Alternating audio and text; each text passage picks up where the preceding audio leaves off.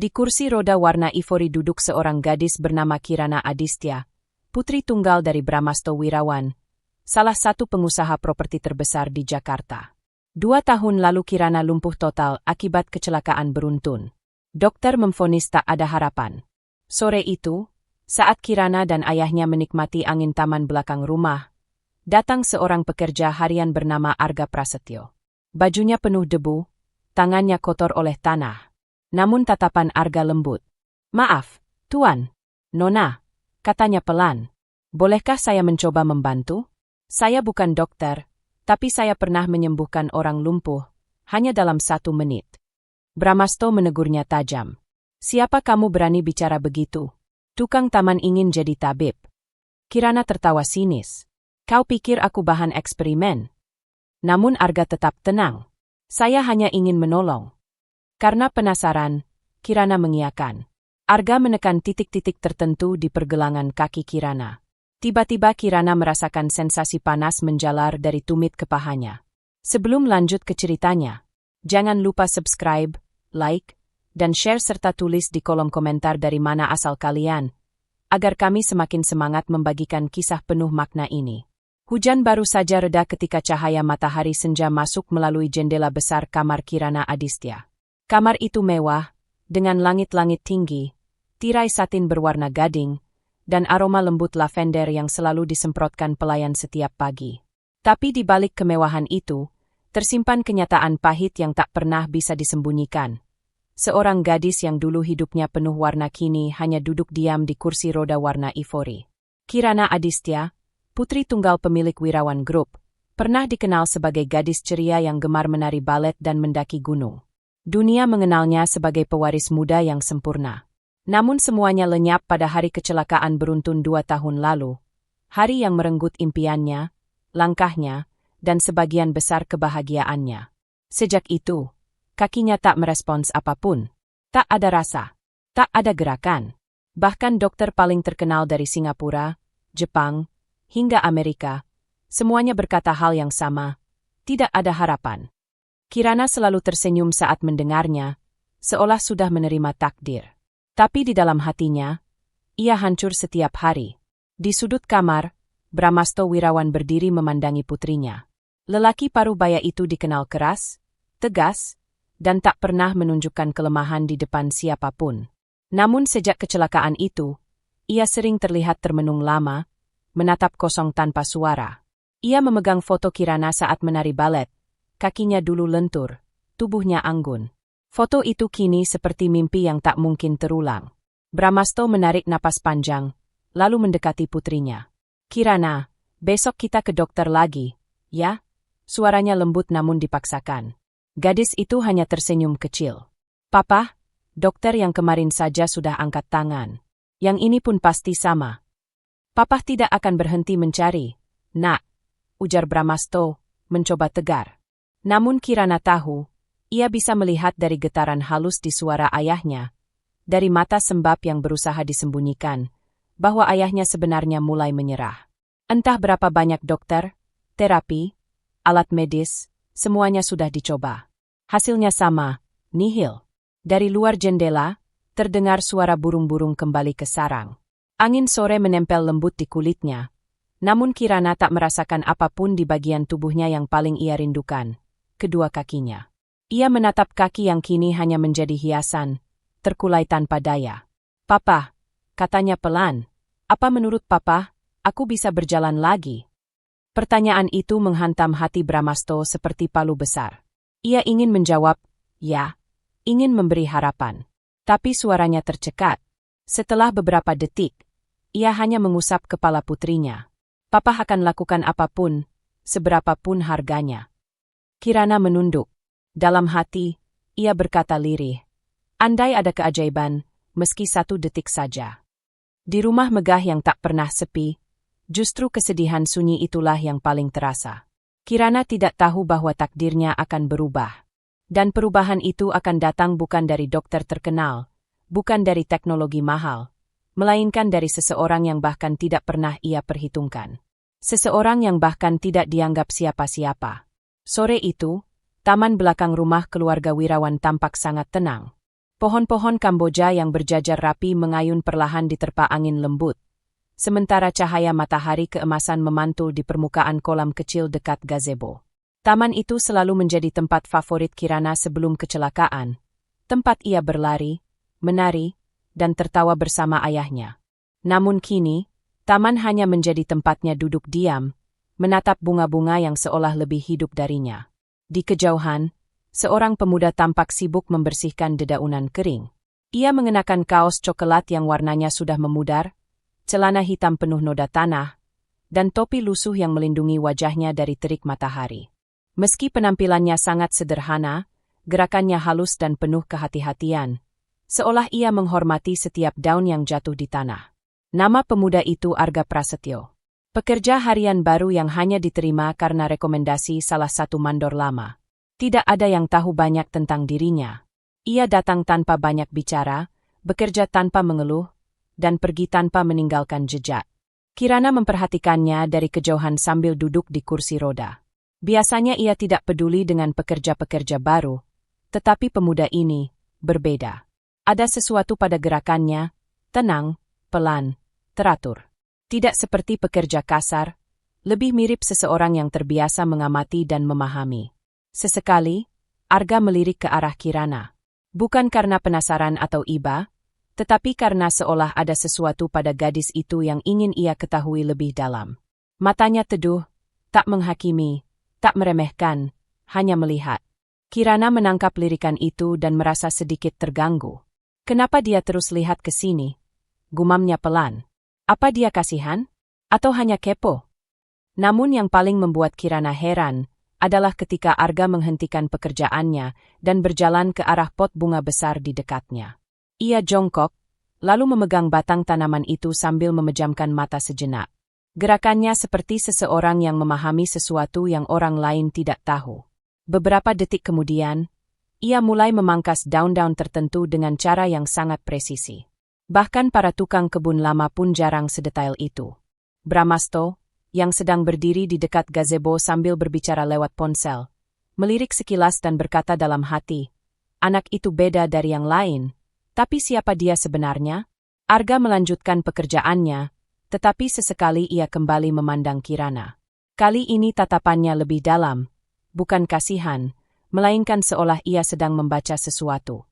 Menganalisa, menilai, hingga akhirnya, tatapan itu membuat Kirana tidak nyaman. Ia mengernyit dan berkata, kamu lihat apa, sih? Belum pernah lihat orang lumpuh.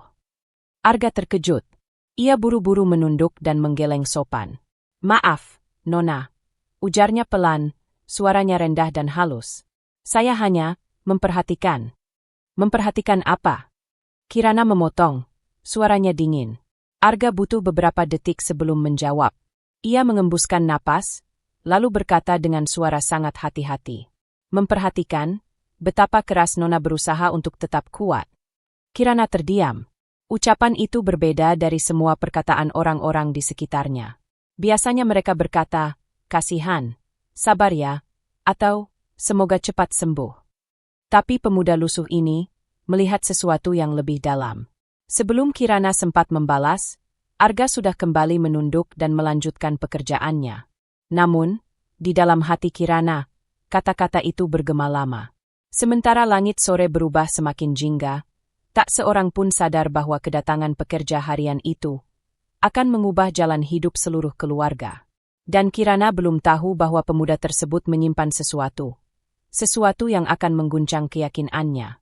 Angin sore mulai mereda ketika Arga, yang sejak tadi sibuk memangkas tanaman di sisi taman, tiba-tiba menghentikan pekerjaannya.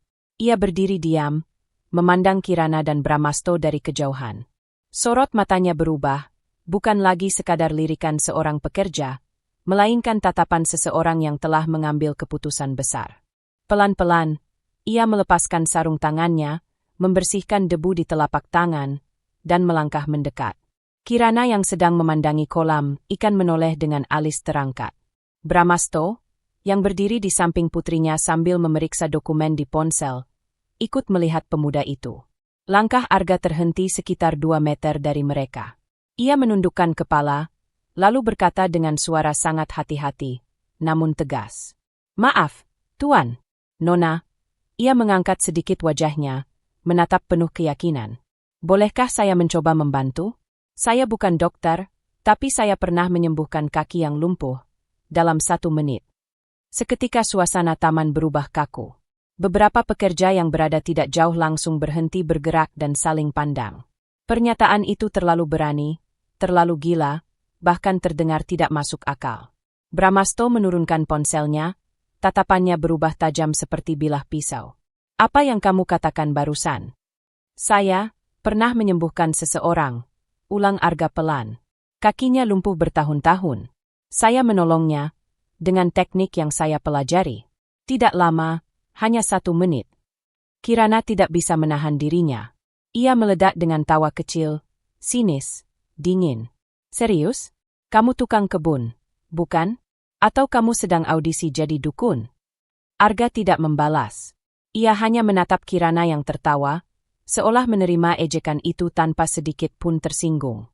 Brahmasto melangkah maju, berdiri tepat di depan Arga. Kau pikir keluargaku bahan permainan? Kau pikir aku tidak tahu betapa banyak orang datang mengaku bisa menyembuhkan anakku? Semua penipu. Arga menunduk sedikit, tetapi matanya tetap mantap. Saya tidak meminta uang, Tuan. Saya hanya ingin menolong. Berani-beraninya, bentak Brahmasto. Siapa kamu sebenarnya sampai bicara seperti itu? Pertanyaan itu menggantung di udara, disertai amarah dan rasa tidak percaya. Namun Arga tidak mundur. Ia menarik napas panjang, lalu mengangkat wajahnya. Ada sesuatu yang berbeda, ketenangan yang tidak biasa bagi seseorang yang baru saja dimarahi hebat oleh majikannya. Saya tidak memaksa, katanya. Saya hanya ingin menawarkan bantuan. Tapi jika Tuan merasa ini tidak pantas, saya akan kembali bekerja. Kirana menghentikan tawanya. Ada sesuatu dalam suara Arga yang membuatnya ragu. Bukan karena percaya, tapi karena pemuda itu tampak terlalu tenang untuk seseorang yang sedang berbohong. Kalau benar kau bisa menyembuhkan orang lumpuh, kata Kirana, nada suaranya mengejek namun penuh rasa ingin tahu. Kenapa kamu kerja jadi tukang kebun? Arga terdiam beberapa detik, seolah mempertimbangkan apakah ia harus menjawab. Akhirnya ia berkata pelan, karena kadang orang yang bisa menolong tidak selalu dipercaya. Jawaban itu membuat Brahmasto terdiam sesaat, hanya sesaat, sebelum ia kembali marah. Kau cukupkan omong kosongmu. Kembali bekerja, atau besok aku pecat. Arga menunduk hormat, lalu berbalik perlahan. Namun, sebelum ia pergi, Kirana tanpa sadar bertanya dengan suara lirih. Bentar, kalau kamu bohong, kenapa kamu bilangnya sambil gemeteran begitu? Arga berhenti. Ia tidak menoleh. Saya tidak gemeter, Nona, katanya lembut. Saya hanya menahan sesuatu yang besar.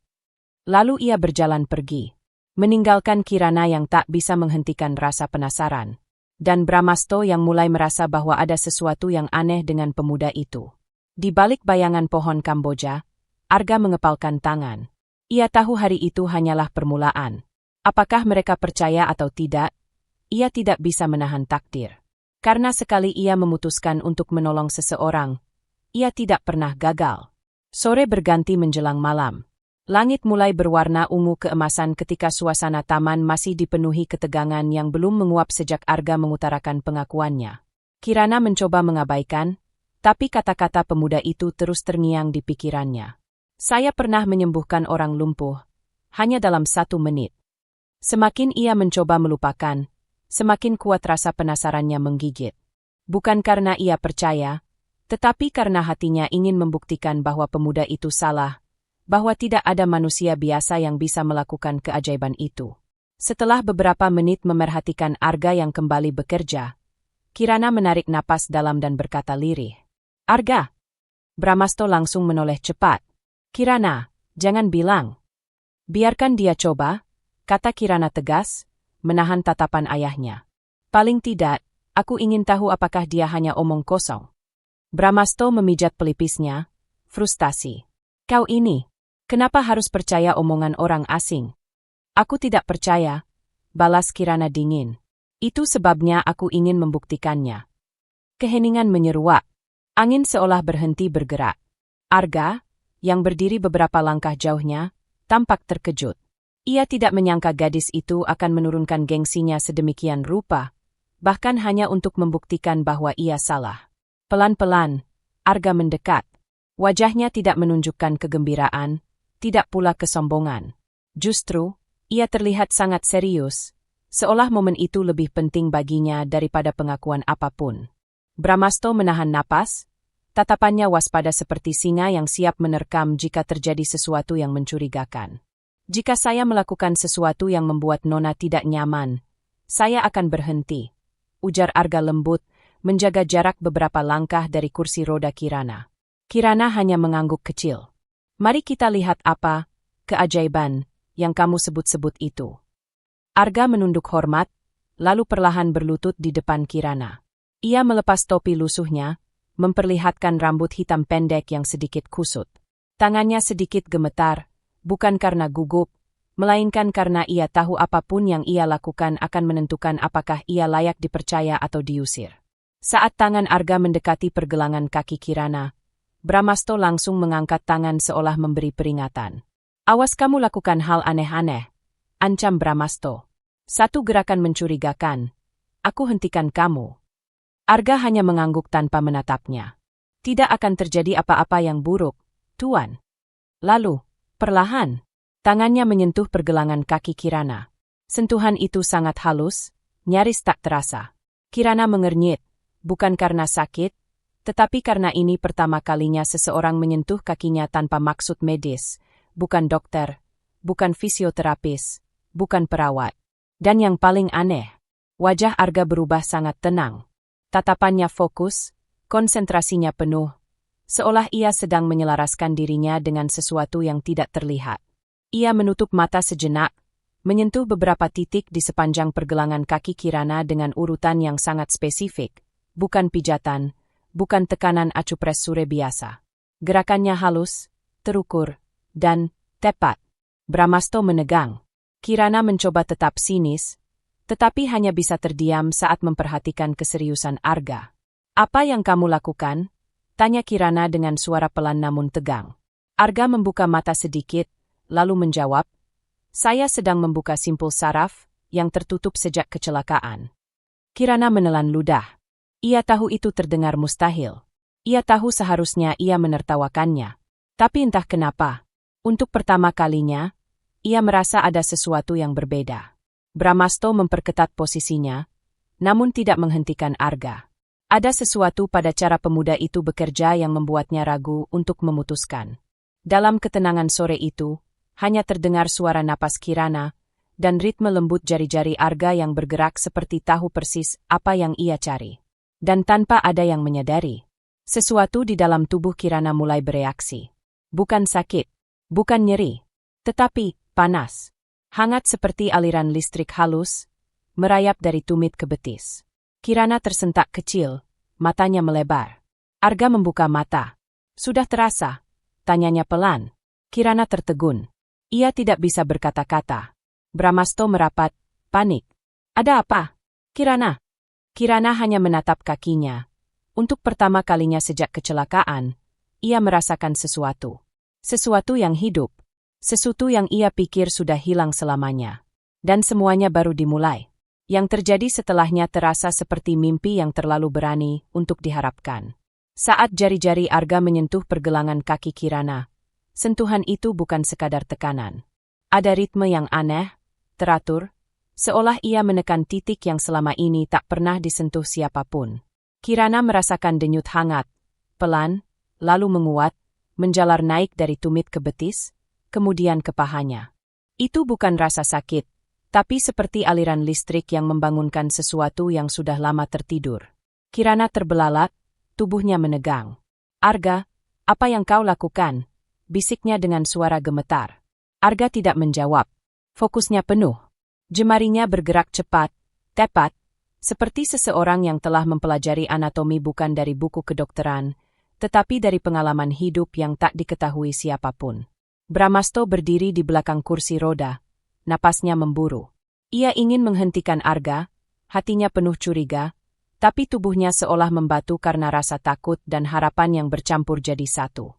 Ia terlalu takut untuk percaya, namun terlalu rapuh untuk menolak keajaiban. Lalu, itu terjadi. Perlahan, sangat perlahan, jari kaki Kirana berkedut. Sekali, lalu 2 kali. Kirana menutup mulutnya dengan tangan. Air mata langsung meledak tanpa bisa ditahan. Tubuhnya bergetar hebat, seolah semua perasaan yang selama ini terkunci tiba-tiba menyeruak keluar. Pak, aku bergerak, suaranya pecah, tidak percaya pada apa yang baru ia lihat dan rasakan. Brahmasto menunduk, menatap jari-jari putrinya yang kembali hidup. Sosok pengusaha yang selama ini tegar itu tiba-tiba kehilangan kata-kata. Kirana, hanya itu yang bisa ia ucapkan, suaranya bergetar. Arga menarik kembali tangannya, peluh membasahi dahinya. Namun ia tersenyum kecil, sederhana, tulus, seolah yang terjadi barusan bukan hal besar. Belum sembuh, katanya lembut. Tapi tubuhnya merespons. Itu artinya, masih ada jalan. Kirana menangis dalam diam, memeluk dirinya sendiri. Setelah 2 tahun hidup dalam dunia yang tak bergerak, hari itu ia merasakan sesuatu yang tak pernah ia duga, harapan.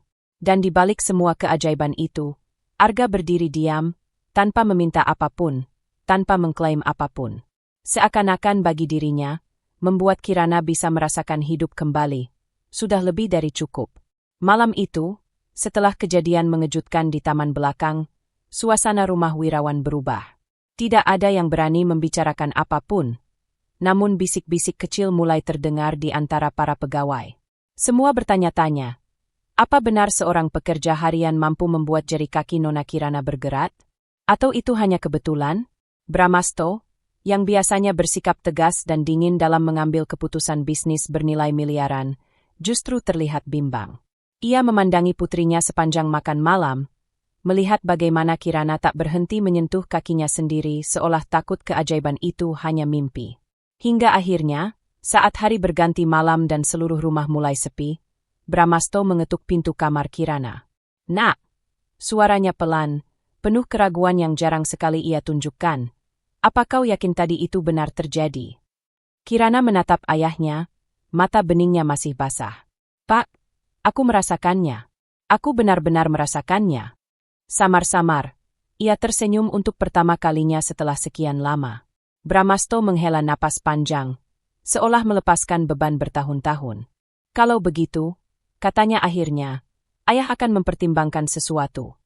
Keesokan paginya, Brahmasto memanggil Arga ke ruang kerja pribadinya. Para pegawai menatap heran, bahkan sebagian meremehkan.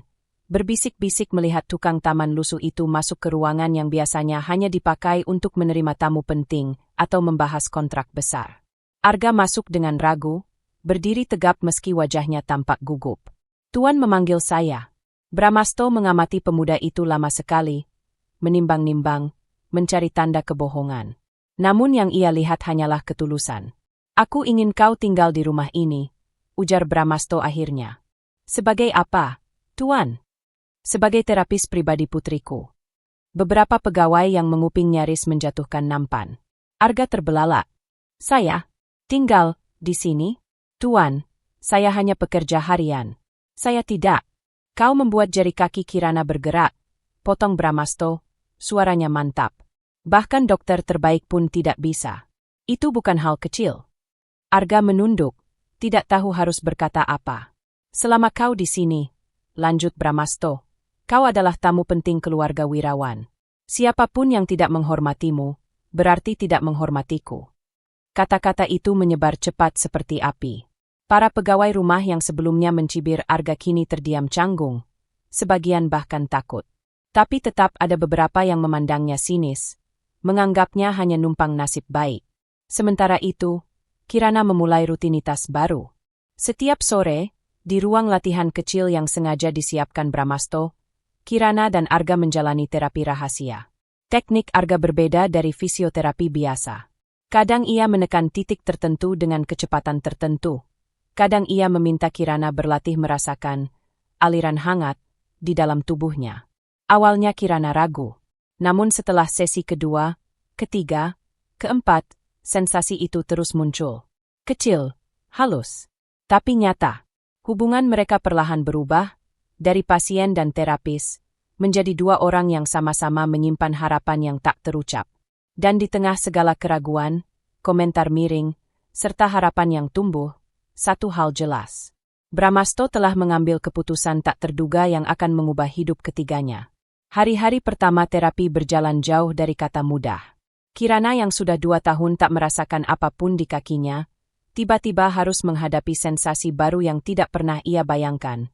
Rasa seperti ditusuk, ditarik, bahkan seperti disetrum dari dalam. Tubuhnya belum terbiasa, dan setiap kali Arga menekan titik tertentu, kakinya bereaksi dengan cara yang membuatnya kewalahan. Pada sesi terapi hari kelima, suara jeritan Kirana sampai terdengar ke lorong rumah. Arga, cukup. Stop, aku nggak tahan. Kirana menutup wajahnya, tubuhnya gemetar. Air mata mengalir deras, membasahi kedua pipinya. Arga menghela napas panjang, lututnya turun ke lantai. Ia menatap Kirana, tidak dengan kasihan, tapi dengan ketegasan yang membuat gadis itu tak bisa berpaling. Kirana, dengarkan aku. Ia menunjuk kaki Kirana. Sakit itu tanda bagus. Artinya sarafmu sudah bangun. Kalau kamu berhenti sekarang, semua yang kita capai, hilang. Kita kembali ke titik nol. Kirana menggigit bibir hingga pucat. Ia benci rasa sakit itu. Ia benci tubuhnya yang seolah melawan dirinya sendiri. Namun ia juga takut kehilangan sedikit harapan yang baru saja ia temukan. Di balik pintu kaca ruangan, Brahmasto berdiri terpaku. Ia menonton tanpa berani ikut campur. Setiap jeritan Kirana menusuk hatinya, membuatnya ingin menghentikan semuanya. Ingin memerintahkan Arga untuk pergi, ingin melindungi putrinya dari rasa sakit apapun. Tapi tiap kali ia hendak masuk, ia melihat sesuatu di wajah Kirana, keinginan untuk bangkit. Keinginan yang tak pernah ia lihat sejak kecelakaan itu. Brahmasto mengepalkan tangan. Ia menyesap napas panjang, memaksa dirinya tetap tenang. Kalau ini jalan menuju kesembuhannya, aku harus kuat, gumamnya lirih. Di dalam ruangan, Arga mengulurkan tangan. Kirana, percaya sama aku. 1 menit lagi. Hanya 1 menit. Setelah itu aku berhenti. Nadanya lembut, tapi tegas. Kirana menatap mata Arga, mata yang sejak awal tidak pernah meremehkannya. Ia mengangguk, meski tubuhnya masih gemetar. Oke, 1 menit, bisiknya. Arga melanjutkan tekanannya. Kirana menggigit kain selimut, menahan suara. Air mata terus jatuh, tapi ia tidak lagi berteriak. Dan pada detik ke-50, lutut Kirana bergerak sedikit. Sangat kecil, hampir tak terlihat. Namun Arga melihatnya, dan senyumnya perlahan muncul. Kirana, kamu berhasil, katanya pelan. Gadis itu menatap lututnya yang bergetar pelan, tak percaya. Lalu ia menangis lagi, tapi kali ini tidak karena sakit, melainkan karena harapan yang semakin nyata. Di balik kaca, Brahmasto meremas dadanya sendiri. Untuk pertama kalinya setelah 2 tahun, ia merasa Tuhan mungkin masih mendengar doanya. Waktu berlalu perlahan, namun setiap harinya Kirana menunjukkan kemajuan kecil yang terasa seperti keajaiban besar. Pada bulan pertama, ia mulai bisa merasakan tekanan ringan di paha kirinya. Bulan berikutnya, ia mampu menggerakkan otot pahanya selama beberapa detik sebelum kelelahan. Dan pada bulan ketiga, sesuatu yang dianggap mustahil akhirnya terjadi. Ia berdiri, meski masih dengan bantuan pegangan khusus di ruang terapi. Namun perubahan paling besar bukan hanya pada tubuhnya, tetapi pada semangatnya. Dulu Kirana selalu bangun pagi dengan wajah murung dan mata kosong, seolah hidup hanyalah rutinitas tanpa tujuan. Tapi kini, ia bangun dengan harapan, dengan tekad, dan seringkali dengan senyum yang bahkan membuat Brahmasto terkejut setiap kali melihatnya saat sarapan. Hari itu, seluruh rumah berkumpul di ruang latihan. Tidak pernah ada momen sebesar ini sebelumnya. Para pegawai berdiri berbaris di belakang, sebagian menahan napas, sebagian lagi tidak berani bergerak. Arga berdiri di samping Kirana, memegang kedua lengannya untuk memastikan ia siap. Kau siap? Tanya Arga dengan suara penuh keyakinan. Kirana menarik napas panjang. Wajahnya tegang, tapi matanya berkilat penuh keberanian. Ya, aku siap. Arga melepaskan genggamannya perlahan, sangat perlahan. Semua mata terpaku. Kirana menggenggam pegangan di sisi kiri dan kanannya, lalu mendorong tubuhnya naik. Otot betisnya bergetar, pahanya menegang, dan lututnya tampak goyah. 1 detik, 2 detik, 3 detik. Beberapa pegawai menutup mulut mereka, menahan air mata. 4 detik. Arga menahan napas, wajahnya tegang namun penuh harapan. 5 detik. Kirana berdiri tegak. BERDIRI. Tanpa bantuan siapapun. Pada detik kelima itu, sebuah keheningan luar biasa memenuhi ruangan. Udara seolah berhenti bergerak. Lalu, "Ya Tuhan," bisik Brahmasto dengan suara parau. Serentak, ruangan pecah oleh tepuk tangan, tangisan, dan sorakan tertahan. Seorang pembantu rumah bahkan histeris menangis karena tidak percaya ia melihat Nona Kirana berdiri dengan kedua kakinya sendiri. Kirana menutup mulutnya, tubuhnya mulai bergetar. "Arga, aku beneran berdiri," katanya, suaranya pecah. Aku berdiri." Arga tersenyum kecil, senyum yang penuh kebanggaan, tetapi juga ketenangan. "Kau bukan cuma berdiri, Kirana. Kau yang memperjuangkannya. Kau sendiri." Kirana tidak bisa menahan air matanya lagi. Ia menangis, bukan karena sakit, bukan karena putus asa, tapi karena kebahagiaan yang selama ini ia pikir tak akan pernah datang lagi. Hari itu menjadi momen yang mengubah segalanya. Bukan hanya untuk Kirana, tetapi untuk seluruh rumah. Para pegawai mulai memperlakukan Arga dengan hormat, yang tadinya meremehkan, kini mendekat untuk meminta maaf secara diam-diam. Brahmasto bahkan mengadakan makan malam besar untuk merayakan keberhasilan Kirana. Dan Kirana sendiri. Untuk pertama kalinya setelah 2 tahun hidup di bayang-bayang kelemahan, ia merasa masa depannya mulai kembali terbuka. Tidak lagi hanya duduk menunggu takdir. Ia kembali berdiri, secara fisik dan secara batin. 6 bulan terasa seperti perjalanan panjang yang penuh luka, air mata, dan keajaiban yang perlahan tumbuh di antara rasa sakit. Namun segala usaha itu mencapai puncaknya pada sebuah sore tenang yang tidak akan pernah dilupakan siapapun di rumah itu. Hari itu, Arga memutuskan untuk mencoba sesuatu yang belum pernah mereka lakukan. "Kirana, aku rasa kamu sudah siap untuk mencoba berjalan," ujar Arga pelan. Kirana menatapnya dengan mata membesar. "Berjalan? Aku belum pernah." "Kamu sudah bisa berdiri 15 detik tanpa pegangan. Ototmu sudah kuat. Kita coba 3 langkah. Tidak perlu jauh. Yang penting kamu coba." Kirana menelan ludah, tangannya gemetar. Ia melihat kakinya sendiri. Kaki yang selama 2 tahun terasa seperti milik orang lain. Sekarang, tubuhnya siap melakukan sesuatu yang selama ini tak berani ia bayangkan. Arga memberikan dukungan di pinggangnya. "Tenang. Aku di sini. Kalau kamu jatuh, aku tangkap." Kirana mengangguk, mengambil napas panjang. Di luar ruangan latihan, Brahmasto berdiri di ambang pintu. Ia tidak ingin mengganggu, tapi juga tidak sanggup pergi. Nadinya berdebar lebih cepat daripada saat ia menandatangani kontrak miliaran rupiah. "Baik, Kirana, mulai dengan kaki kiri dulu," bisik Arga.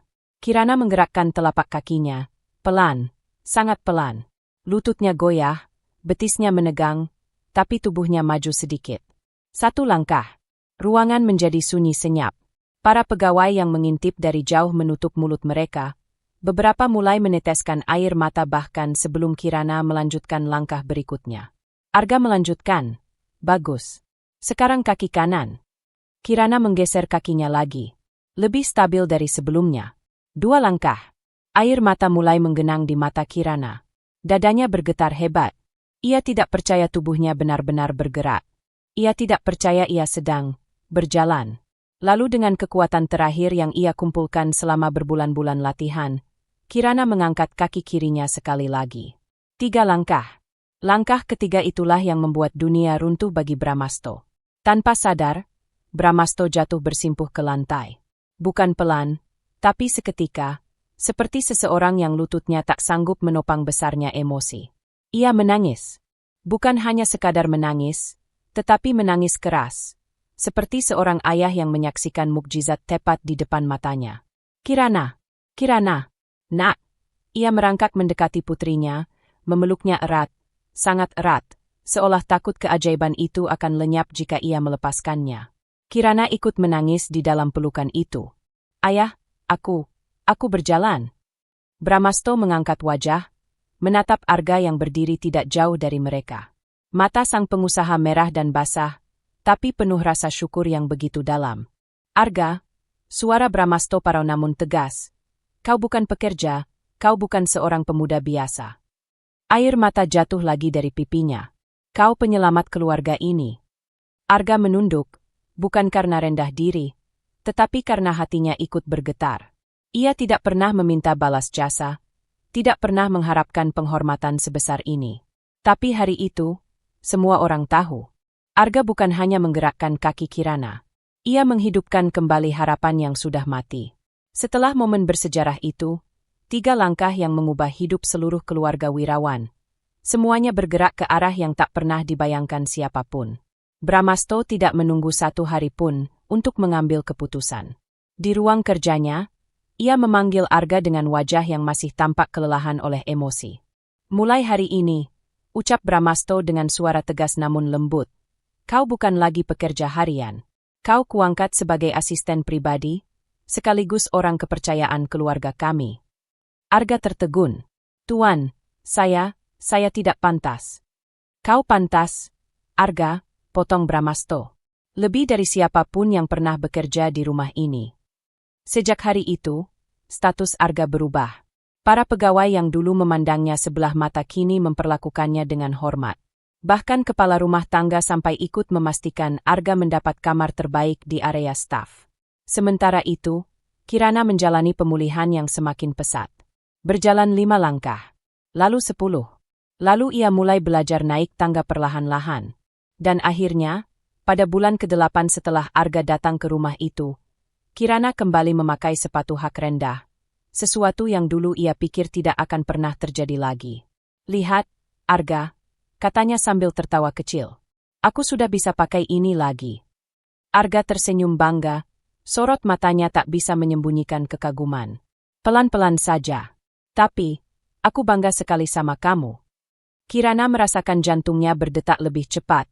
Sebuah sensasi yang berbeda dari rasa harapan, berbeda dari kebahagiaan pulihnya kaki. Ini sesuatu yang lebih lembut, lebih hangat. Beberapa bulan kemudian, Kirana resmi kembali ke perusahaan ayahnya. Ia datang ke kantor menggunakan tongkat elegan yang jarang ia pakai karena sudah mampu berjalan tanpa bantuan. Para karyawan menyambutnya seolah ia baru saja memenangkan perang. Selamat datang kembali, Nona Kirana. Suara mereka memenuhi lobi perusahaan. Di sampingnya, Arga berdiri dengan sikap profesional, namun wajahnya memancarkan kebanggaan. Kirana mengambil alih bagian kreatif perusahaan, dan dalam waktu singkat membawa ide-ide baru yang membuat Bramasto tersenyum setiap kali rapat. Baginya, melihat putrinya bekerja kembali adalah hadiah terbesar. Dan hubungan antara Kirana dan Arga, awalnya hanya saling menghormati, lalu berkembang menjadi saling mengerti, lalu saling membutuhkan, hingga perlahan, tanpa pernah mereka sadari, tumbuhlah sesuatu yang lebih dalam. Sesuatu yang tidak perlu diucapkan, karena terlihat jelas dari bagaimana Kirana tersenyum setiap kali Arga datang, atau bagaimana Arga selalu memastikan Kirana baik-baik saja sebelum dirinya sendiri. Mereka tidak terburu-buru, tidak ada pengakuan dramatis, tidak ada sentuhan yang berlebihan. Hanya 2 hati yang berjalan berdampingan, seperti kaki Kirana yang perlahan kembali pulih. Arga, pemuda sederhana yang dulu dianggap tak lebih dari tukang taman lusuh, kini menjadi figur penting dalam rumah besar Wirawan. Ia membawa kembali sesuatu yang hilang, harapan. Dan dalam proses itu, ia mengubah hidup banyak orang, termasuk hidupnya sendiri. Karena terkadang, takdir seseorang bisa berubah hanya dalam 1 menit. Dan 1 menit itulah yang menyatukan Kirana, Arga, dan keluarga Wirawan dalam cerita yang tak akan pernah mereka lupakan. Sebuah kisah tentang kesembuhan, harapan, dan takdir yang berubah selamanya.